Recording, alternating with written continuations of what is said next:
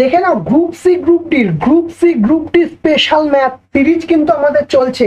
কি বলছে, এবিসি একটি কাজ যথাক্রমে 6, 12 আর 24 দিনে করতে পারে, তাহলে একত্রে কত দিনে কাজ শেষ করবে? কি বলছে, এ 6 দিনে কাজ করছে, বি না 12 দিনে কাজ করছে, সি নাকি 24 দিনে কাজ করছে। তাহলে তিনজনের লসাগু করলে, তিনজনের লসাগু কি হবে, এলসিএম কি হবে, 24 হবে। লসাগু করলে আমরা কি পাবো না, টোটাল ওয়ার্ক পাবো, সম্পূর্ণ কাজটা পাবো। আর এখানে এফিসিয়েন্সি বার করবো কিভাবে, 24/6 মানে 4 6 24, কিভাবে 24/12 মানে 12 2 24, 24/24 মানে হচ্ছে 1। তাহলে তিনজনা মিলে একসঙ্গে তারা একত্রে কাজ করছে, একত্রে কত এফিসিয়েন্সি দিয়ে কাজ করছে, কত এফিসিয়েন্সি দিয়ে কাজ করছে, 4 5 6 7। তুমি যদি একটু ভালো করে অপশনের দিকে খেয়াল করে দেখো, কার নিচে 7 আছে, এর নিচে 7 আছে, তাহলে অ্যান্সারটা এটাই হবে।